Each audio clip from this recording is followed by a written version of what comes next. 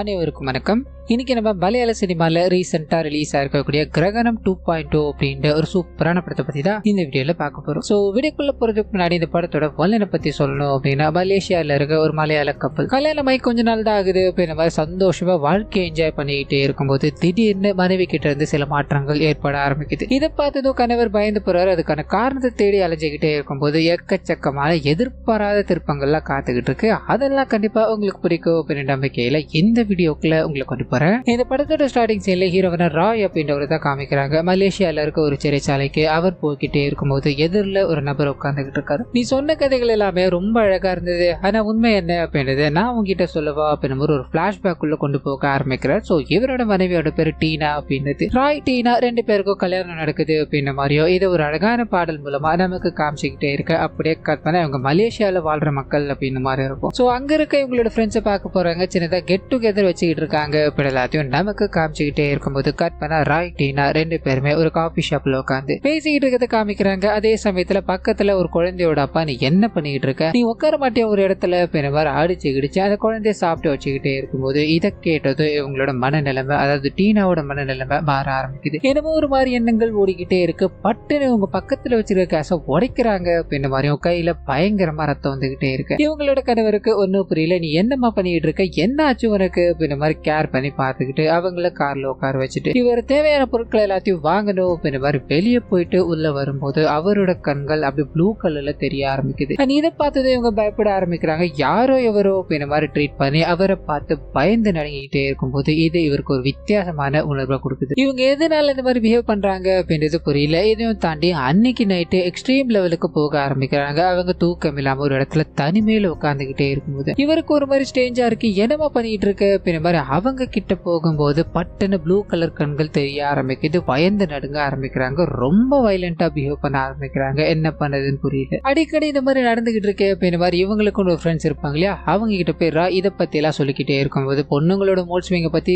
தெரிஞ்சுக்குவா வேணும், அடிக்கடி இப்படிதான் பண்ணிக்கிட்டே இருப்பாங்க, நம்ம தான் பார்த்து ஹேண்டில் பண்ணணும் அப்படின்ற மாதிரி சொல்லி வீட்டுக்கு அனுப்பி வைக்கும் போது அன்னைக்கு நைட்டும் இதே மாதிரி பிரச்சனைகள் நடந்துகிட்டே இருக்கு. இவர் தன்னோட மனைவிக்கு நிறைய முறை போன் அடிச்சுக்கிட்டே இருக்க. அவங்க போன் எடுக்கிறதா தெரியல. வேகமா வீட்டுக்கு போகும்போது அவங்க இவர் பாக்குறாங்க. ஒரு மாதிரி மனநிலைமையோட இருக்காங்க. இவங்க உடனே பட்டுன்னு போய் ஒரு டீயை போட்டு வந்து கொடுக்க. அந்த டீயை குடிச்சுக்கிட்டே எதுக்காக இந்த மாதிரி பிஹேவ் பண்ணிட்டு இருக்க, யாரோ எவரோ மாதிரி என்ன எதுக்காக பாத்துக்கிட்டு இருக்க அப்படின்னு நம்மளாம் கேட்க இவங்க அவர் சொன்ன விஷயங்களை பத்தி எதுவுமே காதுல வாங்கல. அம்மா உனக்கு டீ பிடிக்காது தானே, இப்ப எதுக்காக அந்த டீயை குடிச்சுக்கிட்டு இருக்க அப்படின்ற மாதிரி சந்தேக பார்வையில நின்றுகிட்டே இருக்க. இவர் செம்ம கடுப்பாயிட்டாரு. நான் கேட்டுக்கிட்டு இருக்க விஷயங்கள் வேற, இங்க சொல்லிக்கிட்டு இருக்க விஷயங்கள் வேறையா இருக்கு அப்படின்ற மாதிரி சண்டை போட்டுட்டு இவரோட ஃப்ரெண்டு கிட்ட போய் இதை பகிர்ந்துக்க ஆரம்பிக்கிறார். அதே சமயத்துல டீனாவும் அவங்களோட ஃப்ரெண்டு கிட்ட பகிர்ந்துக்க ஆரம்பிக்கிறாங்க. ரெண்டு சைடும் என்ன சொல்றாங்க அப்படின்னா, அவங்க அதாவது ரெண்டு பேருமே கம்ப்ளீட்டா மாறி போயிட்டாங்க அப்படின்ற மாதிரி. அதாவது டீனா கிட்ட போனோம் அப்படின்னா ராய் முன்ன மாதிரி கிடையாது, கம்ப்ளீட்டா மாறிட்டார். இதனால உணர முடியுது அப்படின்ற மாதிரி அவங்க ஒரு பக்கம் புலம்பிக்கிட்டே இருக்கு. இன்னொரு பக்கம் ராய் இருக்கா இல்லையா, டீனா சுத்தமா மாறிட்டா. திடீர்னு ரொம்ப வயலண்டா பிஹேவ் பண்ண ஆரம்பிக்கிறா. எனக்கு என்ன பண்றதுன்னு தெரியல அப்படின்ற மாதிரி இவரும் புலம்பிக்கிட்டே இருக்கு. ரெண்டு பக்கமும் ஆறுதல் படுத்துறாங்க. அப்படியே கட் பண்ண வீட்டுல ஒருத்தருக்கு ஒருத்தர் அவ்வளவா பேசிக்கிறது இல்லை. அதை அப்படியே கட் பண்ண ராய் ஏர்போர்ட்ல காமிக்கிறாங்க. ஒரு முக்கியமான மீட்டிங் இருக்கு, என்னோட மனைவி கிட்ட நான் இதை சொல்லடா, நீ இன்ஃபார்ம் பண்ணிட்டுறியா அப்படின்ற மாதிரி நண்பர்கிட்ட பேசிட்டு ஹாங்காங் கிளம்ப ஆரம்பிக்க நேரங்கள் செல்ல ஆரம்பிக்குது. ஒரு பக்கம் இவங்க பேய் அரைஞ்ச மாதிரி உட்காந்துக்கிட்டே இருக்கு. இன்னொரு பக்கம் அந்த மனுஷன் மீட்டிங் எல்லாத்தையும் முடிச்சுட்டு திரும்பி வீட்டுக்கு போகணும் அப்படின்ற மாதிரி ட்ரை பண்ண பிளைட் எல்லாமே கேன்சல் ஆயிடுச்சு. இதனால வேற ஒரு பிளைட்டை பிடிக்கணும் அப்படின்ற மாதிரி முடிவு எடுக்கிறாரு. அந்த சமயத்துல தான் நேரங்கள் போய்கிட்டே இருக்குல்ல, தன்னோட மனைவிக்கு இன்ஃபார்ம் பண்ணுவோமே அப்படின்ற மாதிரி போன் அடிச்சுக்கிட்டே இருக்கு. ஒரு முறை இல்ல பல முறை அடிச்சுக்கிட்டே இருக்காரு. அவங்க இவரோட போனை சுத்தமா ஆன்சர் பண்றதாவே தெரியல, எடுக்க கூட இல்ல அப்படின்ற மாதிரி இருக்கும். பயங்கர கோபத்தோட வீட்டுக்கு போய் பார்க்கும்போது அவங்க லைட் எல்லாத்தையும் ஆஃப் பண்ணிட்டு ஒரு புத்தகத்தை படிச்சுக்கிட்டு இருக்காங்க. வாயில எல்லாத்தையும் போட்டு மென்னுகிட்டு இருக்காங்க அப்படின்றத நமக்கு காமிச்சுக்கிட்டே இருக்கும்போது அந்த மனுஷன், நான் இவ்வளவு போன் பண்ண கொஞ்சம் கூட எடுக்காம இந்த புத்தகத்தை படிச்சுக்கிட்டு இருக்கிறது எனக்கு சுத்தமா பிடிக்கல அப்படின்ற மாதிரி புலம்பிக்கிட்டே இருக்கும்போது அப்படியே கட் பண்ணி அவங்க கிட்ட போக ஆரம்பிக்குது. வாயில ஒரு ஸ்பூனை வச்சு பயங்கரமா மென்னுகிட்டே இருக்காங்க. அண்ட் வாய் முழுக்க ரத்தம் வந்துகிட்டே இருக்க. பட்டுன்னு இவரை பார்த்ததும் கட்டையால ஒரே அடி, ரத்தம் சொட்ட சொட்ட அந்த இடத்துல விழுந்து போக இவர் அப்படியே எழுந்து பாக்குறாரு. தலையெல்லாம் ரத்தமா இருக்கு. அது கூடவே அவங்களோட வாய் முழுக்க ரத்தமா இருக்கு. அவங்க அப்படி பொறுமையா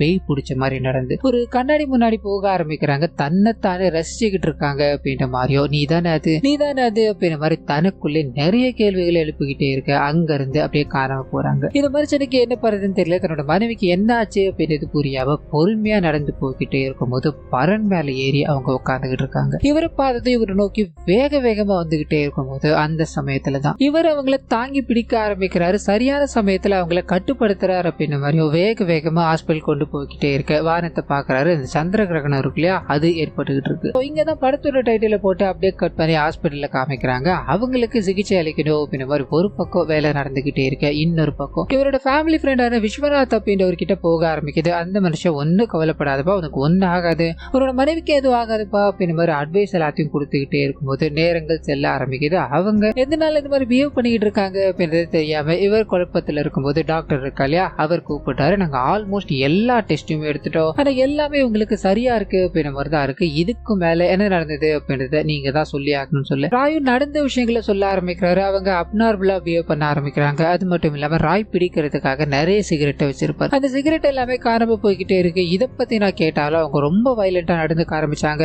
ஒரு கட்டத்துல என்ன அவங்க அட்டாக் பண்ண ஆரம்பிச்சிட்டாங்க. அவங்க மயக்கம் போட்டு விழுந்துடுறாங்க. அதுக்கப்புறம் நான் ஹாஸ்பிட்டல் கூட்டு வந்து அப்படின்ற மாதிரி சொல்ல டாக்டருக்கு சந்தேகமா இருக்கு. ஏன்னா அவங்க தான் இவர் அடிச்சாங்க அப்படின்ற மாதிரி சொல்லியிருக்காரு இல்லையா. அந்த காயங்கள் எல்லாமே பாத்தீங்கன்னா அவங்களோட உடம்புக்குள்ளதான் இருக்கு. இதனால இவர் அதாவது ராய சந்தேகப்படுறாரு அப்படின்ற மாதிரியும் அதுக்குண்டான கேள்விகளை கேட்டுக்கிட்டே இருக்கு. அவ என்னோட மனைவி, நான் காயப்படுத்திருந்தேன் அப்படின்னா நானே இதுக்காக இவ்வளவு வேலைகளை பண்ண போறேன், இதுக்கும் எனக்கும் எந்த சம்பந்தமும் கிடையாது, இங்க சந்தேகப்பட வேண்டாம் அப்படின்ற மாதிரி அங்க இருந்து கிளம்பி நடந்துகிட்டு இருக்க எல்லா விஷயங்களையும் உங்களோட ஃபேமிலி ஃப்ரெண்ட் இருக்கா இல்லையா, அவர்கிட்ட அழுது புலம்பிக்கிட்டு இருக்காரு அப்படின்றத காமிக்கிறாங்க. எல்லாருமே என்ன சந்தேகப்பட்டுக்கிட்டு இருக்காங்க, நான் எதுக்காக என்னோட மனைவியை காயப்படுத்த போறேன் அப்படின்ற மாதிரி பேசிக்கிட்டே இருக்கு. அந்த சமயத்துலதான் மேபி இவங்களுக்கு கல்யாணத்துக்கு முன்னாடி ஏதாவது ஒரு டிராஜடியான ஈவெண்ட் ஏற்பட்டிருக்கலாம், அதனால கூட இந்த மாதிரி பிஹேவ் பண்ணிட்டு இருக்கலாம் இல்லையா அப்படின்ற எண்ணம் இவருக்கு தோண ஆரம்பிக்குது. சோ இவங்க கல்யாணம் பண்ணிக்கிறதுக்கு முன்னாடி கேரளத்துலதான் இருந்தாங்க அப்படின்ற மாதிரி இருக்கும். இதனால அங்க இருக்க எல்லாருக்கிட்டையும் சொல்லிட்டு என்னோட மனைவி நீங்க பாத்துக்கோங்க அப்படின்ற மாதிரி ஃபேமிலி ஃப்ரெண்ட் இருக்கா இல்லையா, அவர்கிட்ட சொல்லிட்டு அங்க இருந்து புறப்பட ஆரம்பிக்கிறாரு. புறப்பட்ட முதல் கையோட சித்தார்த் அப்படின்ற டீனாவோட பெஸ்ட் ஃப்ரெண்டு கிட்ட விசாரிக்க ஆரம்பிக்கிறாரு. இப்போ டீனா எந்த நிலைமையில இருக்காங்க, நடந்த விஷயங்கள் எல்லாத்தையும் சொன்னா மட்டும்தான் எங்களால டீனாவை காப்பாற்ற முடியும், இந்த ஒரு உதவி மட்டும் நீங்க பண்ண முடியுமா அப்படின்ற மாதிரி கேட்க அந்த மனுஷன் அப்படியே ஆழ்ந்த சிந்தனைக்கு அப்புறமா ஒரு பிளாஷ்பேக் உள்ள கொண்டு போறாரு. சோ இங்க பாத்தீங்கன்னா அர்ஜுன் அப்படின்ற ஒரு கேரக்டர் உள்ள வர ஆரம்பிக்குது. இவங்க தான் டீனாவோட காதலன் அப்படின்ற மாதிரி இருக்கும். இந்த மனுஷன் டீனா கூட தான் எந்நேரமும் பழகிட்டு இருக்காரு. டீனா இருக்காங்க இல்லையா, ஒரு என்ஜிஓ வச்சிருக்காங்க அப்படின்ற மாதிரி இருக்கும். நிறைய குழந்தைகள் அந்த இடத்துல வந்து வளர்த்துக்கிட்டு இருக்காங்க. அதாவது இவங்க என்ஜிஓல வேலை பாக்குறாங்கன்னு இருக்கும். சோ அந்த வேலைகளை புடிச்சு போய் இவங்க பண்ணிக்கிட்டே இருக்கும்போது இந்த சைடு அர்ஜுன் வர ஆரம்பிக்கிறாரு. இவங்க கூட பேசி காதல் ஆயிடுச்சு அப்படின்ற மாதிரி இருக்கும். அந்த அர்ஜுனோட கட்டுப்பாட்டுல பாத்தீங்கன்னா ஒரு 3 குழந்தைகள் இருப்பாங்க. அந்த 3 குழந்தைகளை தத்தெடுக்கணும் அப்படின்றது அவனோட பிளானா இருக்கும். காரணம் என்ன அப்படின்னா அந்த குழந்தைகளை வச்சு ஏதோ ஒண்ணு பண்ணிக்கிட்டு இருக்காங்க. சோ பிரச்சனை எல்லாமே இருந்து கொண்டு போகணும் அப்படின்றதுக்காக டீனாவோட உதவியை கேட்க ஆரம்பிக்கிறாரு. டீனாக்கு இது மேலாம் சுத்தமா ஐடியாவே கிடையாது. அவர் கூட்டு போய் வளர்க்க போறாரு.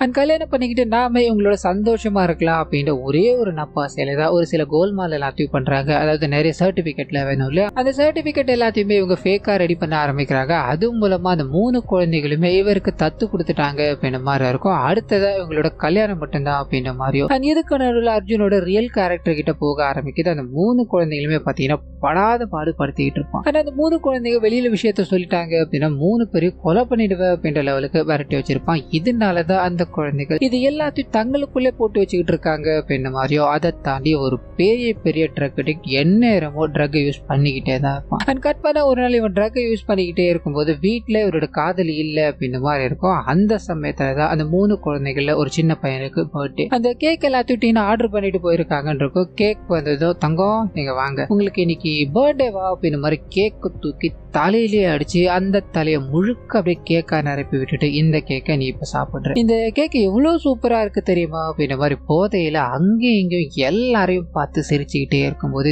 திடீர்னு அந்த இடத்துக்கு டீனா வராங்க. இதை பார்த்தது இவங்களுக்கு ஒரு மாதிரி பயங்கர ஷாக்கா இருக்கு. இது நாள் வரைக்கும் நல்லவ அப்படின்ற மாதிரி நம்பி பழகிட்டு இருந்தவ இப்படி பண்ணிக்கிட்டு இருக்கானே, இந்த குழந்தைகளை கொடுமைப்படுத்திக்கிட்டு இருக்கானே அப்படின்ற மாதிரி குழந்தைகள் எல்லாத்தையும் இங்க இருந்து கூட்டு போகணும்னு ட்ரை பண்ணும்போது இவங்களோட காதலன் அப்படி இப்படின்னு பேசி பாக்குறா. ஒண்ணுமே நடக்கிற மாதிரி தெரியல. இவங்க வழிக்கு வர மாட்டாங்க அப்படின்றத புரிஞ்சுக்கிட்டு எட்டி வயிற்றுல விடும்போது அவங்க நில குறைஞ்சு கீழே விழுந்து அழுதுகிட்டே இருக்காங்க. அதையும் பொருட்படுத்தாம ஒரு பெரிய பெரிய பழுப்பு இருக்கு, எடுத்து தலையிலே ஒரு அடி, ரத்தம் சொட்ட சொட்ட அங்க அவங்க போராடிக்கிட்டே இருக்கு. இந்த 3 குழந்தைகளையுமே அவங்க கொடுமைப்படுத்திக்கிட்டு இருக்கா அப்படின்ற மாதிரியும். அந்த சமயத்துல அதாவது சரியான சமயத்துல இவங்களோட ஃப்ரெண்டான சித்தார்த் இருக்கா இல்லையா, அவர் வந்து இங்க எல்லாரையும் காப்பாத்துறாரு அப்படின்ற மாதிரி இருக்கும். சோ அன்னைக்கு ஓடி போன அர்ஜுன் தான். அதுக்கப்புறம் நாங்க பார்க்கவே கிடையாது. அண்ட் டீனாவும் அந்த ட்ராமால இருந்து வெளியே வரதுக்கு கொஞ்ச நாட்கள் எடுத்துக்கிச்சு அப்படின்ற மாதிரி இவர் சொல்லிட்டு வந்துட்டு அந்த பொண்ணு ரொம்ப நல்ல பொண்ணு சார், ஒரு தப்பானவனை காதலிக்கிறத தவிர வேற எந்த தப்புமே அவ பண்ண கிடையாது, அவளை நீங்க கைவிட்டுடாதீங்க அப்படின்ற மாதிரி சொல்ல இந்த மனுஷன் அங்கிருந்து கிளம்ப ஆரம்பிக்கிறாரு. இப்ப அந்த பொண்ணு ஹாஸ்பிட்டல்ல சேர்த்தாங்க அப்படின்ற மாதிரி இருக்கு இல்லையா, டாக்டர் கிட்ட போய் விசாரிக்கும் போது அப்பதான் அவங்களுக்கு ரியல் பிரச்சனை என்ன அப்படின்றது தெரிய ஆரம்பிக்குது. அவங்க கிட்ட ஒரு சிண்ட்ரம் இருக்கு, அதாவது இவங்க ஹாஸ்பிட்டல்ல அடிப்பட்ட நிலையில வந்திருப்பாங்க. இவங்க வெளிப்பக்கமா இருக்க எல்லாத்துக்கும் ட்ரீட்மெண்ட் கொடுத்துட்டாங்க, ஆனா மைண்டுக்குள்ள ஒரு பிரச்சனை இருக்கு அப்படின்றது நாளடைவுல தான் தெரிய ஆரம்பிக்குது. அது என்ன பிரச்சனை அப்படின்னா, இவங்க ஏதாவது ஒரு உருவத்தை பார்த்தாங்க அப்படின்னா இவங்களை கொடுமைப்படுத்தின அர்ஜுன் இருக்கா இல்லையா, அவனோட ரெஃபரன்ஸ் கண்ணு முன்னாடி வந்து போயிட்டு இருக்கோம், அதாவது அவன் தான் இங்க நின்றுகிட்டு இருக்கான் அப்படின்ற மாதிரி இவங்க ஃபீல் பண்ண ஆரம்பிச்சிருவாங்க. சோ தன்னோட அப்பா தான் கண்ணு முன்னாடி வரும்போதெல்லாம் இவன் அந்த கேரக்டர் தான், அவன் தான் இவன் அப்படின்ற மாதிரி பார்த்து பயந்து நடுங்கிட்டு இருக்காங்க அப்படின்ற விஷயத்த டாக்டர் போற போக்குல கண்டுபிடிக்கிறார். அண்ட் அவங்களுக்கு இதை பத்தின ட்ரீட்மெண்ட் தேவைப்படுது அப்படின்ற மாதிரி கொஞ்சம் கொஞ்சமா ஸ்டார்ட் பண்ணிக்கிட்டே இருக்கும்போது திடீர்னு அவங்களோட அப்பா இறந்து போயிட்டார் அப்படின்றதுக்காக அவங்க ட்ரீட்மெண்ட்டை டிஸ்கண்டினியூ பண்ணிட்டு இங்க இருந்து போயிட்டாங்க அப்படின்ற மாதிரி இருக்கும். ஸோ முழுமையா ட்ரீட்மெண்ட் எடுக்காம தான் இங்க இருந்து போயிருக்காங்க. அதுக்கப்புறம் கல்யாணம் ஆயிடுச்சு அப்படின்னு மாதிரிலாம் கேள்விப்பட்டேன், ஆனா கல்யாணமான புதுசுல இது இல்லாம இருந்து இப்ப வந்துகிட்டு இருக்கு அப்படின்னா யாருடைய தூண்டுதலால இது நடந்திருக்கலாம், அதாவது அவங்களுக்கு இந்த பழைய நினைவுகளை யாராவது தூண்டி விட்டு இருக்கலாம் அப்படின்ற மாதிரி சொல்ல ஹீரோ குழப்பத்துல இருக்காரு. அங்க இருக்க எல்லா டேட்டாஸையும் எடுத்து செக் பண்ணிக்கிட்டே இருக்கும்போது அப்பதான் அவருக்கு ஒரு பயங்கரமான ட்விஸ்ட் கிடைக்க ஆரம்பிக்குது. அது என்ன அப்படின்னா, அவரோட ஃபேமிலி ஃப்ரெண்டா ஒரு வயசான நபரை காமிச்சாங்க இல்லையா, அவங்களோட பையன் தான் இவர் தேடிக்கிட்டு இருக்க அந்த அர்ஜுன், அதாவது டீனாவை ஏமாத்திட்டு போன அர்ஜுன் அப்படின்ற மாதிரி தெரிய ஆரம்பிக்குது. இதனால பயங்கர கோபமாய் உங்களோட பையனை நீங்க எங்க வச்சிருக்கீங்க, இது நாட்கள் வரைக்கும் நீங்க இதை தெரிஞ்சுதானே மறைச்சு வச்சீங்க அப்படின்ற மாதிரி சட்டையை பிடிச்சி கேட்டுக்கிட்டே இருக்கும்போது அந்த மனுஷனும் அவரோட பாயிண்ட் ஆஃப் வியூல இருந்து ஒரு சில விஷயங்கள் தன்னோட பையனாலதான் இவங்களுக்கு இப்படி ஆயிடுச்சு அப்படின்ற மாதிரி டீனாவை சந்திக்க போகும்போது அங்க தன்னோட பையனை பத்தி இப்ப சொன்னா சரி இருக்காது அப்படின்றத புரிஞ்சுக்கிட்டு மௌனமாகிறார். அண்ட் டீனாவை தன்னோட பொண்ணு மாதிரி பாத்துக்கிட்டு இருக்காரு அப்படின்ற விஷயங்கள் எல்லாத்தையும் காட்டிக்கிட்டே இருக்காங்க. நான் உங்களுக்கு கெடுதல் பண்ணணும் அப்படின்ற மாதிரி நினைச்சேன்னா இதுக்குள்ள வந்திருக்கவே மாட்டேன் தம்பி, என்னோட பையன் பண்ண கெடுதலுக்கு நான் நல்லதுதான் உங்களுக்கு பண்ணிக்கிட்டு இருக்கேன், அண்ட் உங்களோட இந்த கல்யாண ப்ரப்போசலையும் நான் தான் இந்த வீட்டுக்குள்ள எடுத்துட்டு வந்தேன், நானே எப்படி தம்பி அவங்களுக்கு அகேன்ஸ்டா செயல்படுவேன் அப்படின்ற மாதிரி சொல்லிட்டு கடைசியா அர்ஜுன் இருக்கான் இல்லையா, அவன் ட்ரக் அடிச்சு ஒரு கட்டத்து மேல கார்டியாக் அரெஸ்ட் வந்து இறந்து போயிட்டான் தம்பி அப்படின்ற விஷயத்த அழுதுகிட்டே சொல்லும் போது இங்க என்ன நடந்துகிட்டு இருக்கு அப்படின்றது இவருக்கு புரிஞ்சிருச்சு. சோ இப்போ இவருக்கு புரியாத விஷயம் என்ன அப்படின்னா, இத்தனை நாட்கள் அமைதியா இருந்தவங்க திடீர்னு இப்படி ஆனதுக்கு என்ன காரணம், ட்ரிகரிங் பாயிண்ட் அப்படின்ற ஒண்ணு இருக்கு இல்லையா, அது எங்க இருக்கு அப்படின்ற மாதிரி யோசிச்சுக்கிட்டே இருக்கும்போது அந்த சமயத்துலதான் அவர் வேலையை விட்டு போகும்போதுல அவனுக்கு போர் அடிச்சது அப்படின்னா ஏதாவது புத்தகத்தை வாங்கிக்கோ, அந்த புத்தகத்தை படிக்கிறது மூலமா அவனுக்கு டைம் பாஸ் ஆகல அப்படின்ற மாதிரி சொல்லியிருப்பாரு. இவர் ஹாங்காங்ல இருந்து ரிட்டர்ன் வரும்போது கூட அவங்க புத்தகத்தை கையில வச்சிருக்க மாதிரி காமிச்சிருப்பாங்க இல்லையா, அந்த புத்தகம் இவருக்கு ஸ்ட்ரைக் ஆக ஆரம்பிக்குது. அதை வேகமா எல்லா இடங்களிலும் தேடிக்கிட்டே இருக்கும்போது சோஃபாக்கு கீழே அதை கண்டுபிடிக்கிறார். அதை எடுத்து படிக்க ஆரம்பிக்கிறார். அது மூலமா ஏதோ ஒரு விஷயங்கள், அதாவது அந்த புத்தகத்தில் எழுதப்பட்டிருக்கு ஏதோ ஒரு விஷயங்கள் இவங்களோட பாஸ்ட்ல கனெக்ட் ஆகுது அப்படின்ற மாதிரி இருக்கும். உதாரணத்துக்கு சொல்லணும் அப்படின்னா அந்த நீல நிற கண்கள் இருக்கு இல்லையா, அது அர்ஜுனோட கண்கள் அப்படின்ற மாதிரி இவங்க பிக்ஸ் ஆயிருப்பாங்க. அது இந்த புத்தகத்துல ஒரு மாதிரி எழுதப்பட்டிருக்கும், வேற ஒரு நபருக்கு எழுதப்பட்டிருக்கும். சோ அதை நினைச்சுக்கிட்டே இருக்கும்போது தான் இவங்களோட கணவர் அந்த நீல நிற கண்களுடையவரா தெரிஞ்சார் அப்படின்ற மாதிரி காமிச்சிருப்பாங்க இல்லையா, அது கனெக்ட் ஆயிருக்கும். சோ இதாலதான் இந்த பிரச்சனைகள் ஏற்பட்டுக்கிட்டு இருக்கு அப்படின்றத அவர் புரிஞ்சுக்கிட்டு அவங்களுக்கு இப்ப ட்ரீட்மெண்ட் தேவைப்படுது அப்படின்ற மாதிரி அதுக்குண்டான வேலைகள் கொஞ்ச நாள் நடந்துகிட்டே இருக்கும்போது இவர் ஒரு பக்கம் தன்னோட மனைவி நினைச்சு ஃபீல் பண்ணிக்கிட்டே இருக்காரு. திடீர்னு ஒரு நாள் இவரோட மனைவி ஹாஸ்பிட்டல்ல இருந்து காணாம போயிட்டாங்க அப்படின்ற விஷயம் தெரிய ஆரம்பிக்குது. வேகமா அங்க போய் பார்க்கும்போது அவங்க படிச்ச ஒரு புத்தகம் இருக்கு, அதை ஓபன் பண்ணி பார்த்துக்கிட்டே இருக்கும்போது இவர் கூடவே இருக்காரு ஒரு அங்கிள், அவர் அவரோட பையனான அர்ஜுனோட போட்டோ எடுத்திருக்காரு, அந்த போட்டோ அதுல இருக்கு அப்படின்றது தெரிய ஆரம்பிக்குது. சோ இவங்க அதாவது ஹீரோயின் எங்க போயிருப்பாங்க அப்படின்றத ராய் கண்டுபிடிச்சிட்டாரு. வேகமா அந்த அங்கிளோட வீட்டுக்கு போகும்போது அங்கிள் ஒரு பக்கத்துல தரையில விழுந்து கிடக்குறாரு. அவரை பார்த்தது இவருக்கு ஒன்னும் புரியல. அவர்கிட்ட போய் எழுப்பணும் ட்ரை பண்ணிக்கிட்டே இருக்கும்போது தலையிலே பின்னாடியே ஒரு அடி டீனா பொத்துன்னு வைக்கிறாங்க. இந்த மனுஷன் நில குறைஞ்சு விழுந்து போயிட்டாரு. அவங்களை காப்பாற்றணும் அப்படின்ற மாதிரி பல முயற்சிகள் எடுத்துக்கிட்டே இருக்கும்போது முடிவுல சரியான சமயத்துல போலீஸ்காரங்களும் சரி ஆம்புலன்ஸும் சரி அந்த இடத்துல வந்து இவங்களை கூட்டிட்டு போறாங்க அப்படின்ற மாதிரியோ கட் பண்ணா இவங்களுக்கு சிகிச்சை எல்லாமே வழங்கப்படுது. அதாவது ஏற்கனவே இவங்க பாதியில அந்த ட்ரீட்மெண்ட்டை விட்டுட்டு வந்துட்டாங்க அப்படின்ற மாதிரி இருக்கு. இந்த வாட்டி முழு நேரமா சிகிச்சை வழங்கப்பட்டுக்கிட்டு இருக்கு. என்னெல்லாம் இவங்களுக்கு மாறுதலா இருக்கு, அதாவது வித்தியாசம் தெரியுதோ அது எல்லாத்தையும் நார்மலைஸ் பண்ணணும். அண்ட் உங்க கண்ணு முன்னாடி இருக்கிறது அந்த இலூஷன் கேரக்டர் கிடையாது அப்படின்ற மாதிரி பல விஷயங்களை ட்ரைனிங் மூலமா டாக்டர் கொடுத்துக்கிட்டே இருக்கு. அவங்க கொஞ்சம் கொஞ்சமா ரெக்கவர் ஆக ஆரம்பிக்கிறாங்க. சோ இங்க இருந்து அதாவது பிரச்சனையா இருக்கும், நம்ம வேற ஊர் போயிடலாம் அப்படின்ற மாதிரி முடிவு பண்ணி ஆஸ்திரேலியா போக ஆரம்பிக்கிறாங்க. அங்க கணவன் மனைவி சேர்ந்து நடந்த விஷயங்கள் எல்லாத்துக்கும் மன்னிப்பு கேட்டுட்டு ஒருத்தருக்கு காதலை பரிமாறிக்கிறாங்க அப்படின்றத இங்க காமிச்சுக்கிட்டே இருக்கும்போது இந்த கதைகள் நல்லா இருந்ததா. ஆனா இதுக்கு மேலதான் இந்த கதையிலே ட்விஸ்ட் இருக்கு இல்லையா அப்படின்ற மாதிரி பிரசன்ட்ல ஹீரோ இதை பேசிக்கிட்டே இருக்கும்போது எதிரில் இருக்கிற நபர் யாருன்னு காமிக்க ஆரம்பிக்கிறாங்க. சோ ஹீரோயினோட பெஸ்ட் ஃப்ரெண்ட் இருந்தாங்க இல்லையா, அந்த நபரான சித்தார்த் அப்படின்ற மாதிரி இருக்கும். ஷாக்கா இருக்கு இது எங்க கனெக்ட் ஆயிருக்கும் அப்படின்னா, இவர் அந்த ஊருக்கு போகும்போது முதல்ல இந்த சித்தார்த் கிட்ட தான் ஹீரோ போய் விசாரிச்சார் அப்படின்ற மாதிரி காமிச்சாங்க இல்லையா, அந்த விஷயங்கள் போய் முதல்ல ஒரு சுரேந்தர் அப்படின்ற ஒரு நபரை பார்க்கணும்னு போயிருப்பாரு. காரணம் என்ன அப்படின்னா, இவர் மனைவியோட மொபைல் போனை இவர் செக் பண்ணிக்கிட்டே இருக்கும்போது அப்போதான் சுரேந்தர் கிட்ட இருந்து நீங்க உயிரோடு தான் இருக்கீங்களா, எனக்கு ரொம்ப சந்தோஷமா இருக்கு அப்படின்ற மாதிரி ஒரு 4-5 பக்கத்துக்கு மேல அனுப்பி வச்சிருக்கேன். இந்த விஷயத்தை இவர் பார்க்க ஆரம்பிக்கிறாரு. முதல் வேலையா இப்போ இவர்கிட்ட தான் போறாரு அப்படின்ற மாதிரி இருக்கும். நடக்க முடியாம வீல் சேர்ல இருக்கும்போது இவரோட பாயிண்ட் ஆஃப் வியூல இருந்து ஒரு பிளாஷ்பேக் வந்து போக ஆரம்பிக்குது. என்ஜிஓல ஆடிட் பண்ணணும் அப்படின்றதுக்காக ஹீரோயின் வேலை செய்யறாங்க இல்லையா, அந்த இடத்துக்கு போக அந்த இடத்துல நிறைய குழந்தைகள் காணாம போய்கிட்டு இருக்கு அப்படின்ற விஷயம் தெரிய ஆரம்பிக்குது. இதை பத்தி ஹையர் அத்தாரிட்டிஸ் கிட்ட கேட்கும்போது சரியான விளக்கம் கொடுக்கறதா தெரியல. இதனால இவரை மிரட்டி பாக்குறாங்க. ஒரு கட்டத்துக்கு மேல எதுவும் பண்ண முடியாது அப்படின்றத தெரிஞ்சுக்கிட்டு இவர் நள்ளிரவுல ஒரு மாதிரி தனிமையில போய்கிட்டே இருக்கும்போது திடீர்னு மர்ம நபர்களால தாக்கப்பட்டார். ஆனா அதுல ஒருத்தன் தான் இந்த அர்ஜுன் அப்படின்ற மாதிரி நமக்கு அவனோட கண்கள் மூலமா காமிச்சிட்டு அது கூடவே இவரை தாக்கிட்டு இவர் வண்டியால, அதாவது ஆக்சிடென்ட் ஆகிதான் இந்த நிலைமைக்கு தள்ளப்பட்டுட்டார் அப்படின்ற மாதிரி கேஸ மூடிட்டுறாங்க. இதுக்கு மேல இவரால எதுவுமே பண்ண முடியல. நான் சேர்த்து வச்ச எல்லாத்தையுமே என்னோட செலவுக்காக, அதாவது என்னோட மருத்துவ செலவுக்காக நான் பயன்படுத்திட்டேன். இதுக்கு மேல என்னால என்னப்பா பண்ண முடியும் அப்படின்ற மாதிரி ஃபீல் பண்ணிக்கிட்டே இருக்கும்போது அந்த சமயத்துல தான் டீனா இந்த கேஸுக்குள்ள வராங்க அப்படின்ற மாதிரி இருக்கும். ஸோ இவர் கலெக்ட் பண்ண ஆதாரங்கள் எல்லாத்தையும் அவங்க கிட்ட கொடுக்கும்போது அவங்க அதை எல்லாத்தையும் செக் பண்ணிக்கிட்டே இருக்காங்க. அந்த வேலைகள்ல ஈடுபட்டுக்கிட்டே இருக்காங்க. அண்ட் இந்த விஷயம் வெளியே தெரியக்கூடாது அப்படின்றதுக்காக தான் காதல் அப்படின்னு ஒரு விஷயத்த அர்ஜுன் கொண்டு வர ஆரம்பிக்கிறாரு. அதையும் தாண்டி இவங்க கண்டுபிடிச்சதாலதான் இப்படி ஒரு சம்பவம் நடந்திருக்கு அப்படின்ற விஷயங்கள் எல்லாத்தையும் ரிவீல் பண்ணிக்கிட்டே இருக்கும்போது இங்க இன்னொரு ட்விஸ்ட் பார்த்தீங்கன்னா சூப்பரா உடைய ஆரம்பிக்குது. அது என்ன அப்படின்னா, இன்னொரு கேரக்டரும் இதுல இன்வால்வ் ஆயிருக்காரு. அந்த மனுஷன் யார் அப்படின்னா, இது நேரம் வரைக்கும் ஹீரோ கூட இருந்தா இல்லையா ஒரு அங்கிள், அவர் தான். முதல்ல அந்த மனுஷன் என்னதான் இல்ல அப்படின்ற மாதிரி கதை விட்டுருந்தாலும் எவிடன்ஸ் எல்லாமே இவங்க, அதாவது டீனாவோட இடத்துல ஹீரோ கைப்பற்றாரு அப்படின்ற மாதிரி இருக்கும். அந்த விஷயங்கள் ஒவ்வொன்றா பார்த்துக்கிட்டே இருக்கும்போது இதுக்கு மூலதனமா இருக்கிறது இந்த வயசானவர் தான். ஸோ இந்த வயசானவர் சொல்லதான் இவனுங்க குழந்தைகளை கடத்துறானுங்க, வெளிநாட்டுக்கும் உள்நாட்டுக்கும் வித்துக்கிட்டு இருக்கானுங்க அப்படின்ற விஷயம் தெரிய ஆரம்பிக்குது.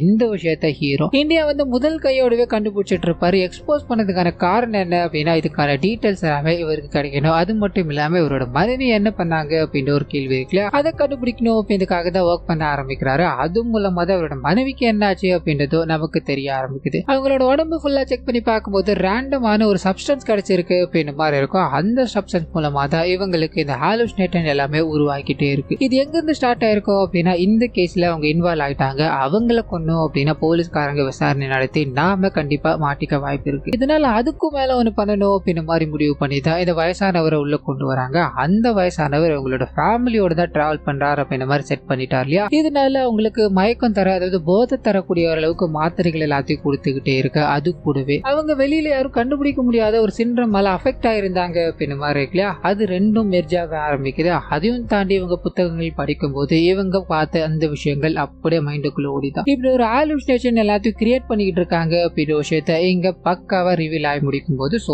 இதுக்கு பின்னாடி எல்லாமே மூல காரணமா இருக்கிறது இவனுங்க தான். குழந்தைகளை கடத்திக்கிட்டு இருக்கானுங்க, அது எக்ஸ்போஸ் ஆகக்கூடாது அப்படின்றதுக்காக தான் இவ்வளவு வேலைகளை பண்ணிக்கிட்டு இருக்கானுங்க அப்படின்ற விஷயங்கள் எல்லாம் இங்க ரிவீல் ஆகி முடிஞ்சுக்கிட்டே இருக்கும்போது அந்த சமயத்துல தான் அவங்க 2 பேரையும் பிடிச்சாச்சு, அவங்க 2 பேரையும் ஜெயில தள்ளியாச்சு, இது போது எனக்கு அப்படின்ற மாதிரி அங்கிருந்து கிளம்ப ஆரம்பிக்க. அதே சமயத்துல அந்த ஊருக்கு இறந்து போனதா சொல்லப்படுற அர்ஜுன் இருக்கா இல்லையா, அவன் என்ட்ராக ஆரம்பிக்கிறான். ஹீரோட போட்டோ பார்த்துக்கிட்டு இருக்கா அப்படின்றத நமக்கு காமிச்சுக்கிட்டே இருக்கும்போது இங்க ஹீரோவோட மனைவி அண்ட் இன்னொரு பக்கத்துல அர்ஜுன் 3 பேருமே, அதாவது 3 பேரோட கேஸும் இனிமேல் தான் ஆரம்பிக்க போகுது அப்படின்ற ஒரு விஷயத்த போட்டு இந்த படத்தை இதோட முடிக்கிறாங்க அப்படின்ற மாதிரி இருக்கும். ஸோ கண்டிப்பா இந்த படமும் என்னோட வாய்ஸ் உங்களுக்கு பிடிச்சிருக்கும்னு நினைக்கிறேன். இந்த வீடியோல ஏதாவது நிறைய குறைகள் இருந்தது அப்படின்னா அதை மறந்துடாம கமெண்ட்ஸ்ல பதிவிட்டுருங்க.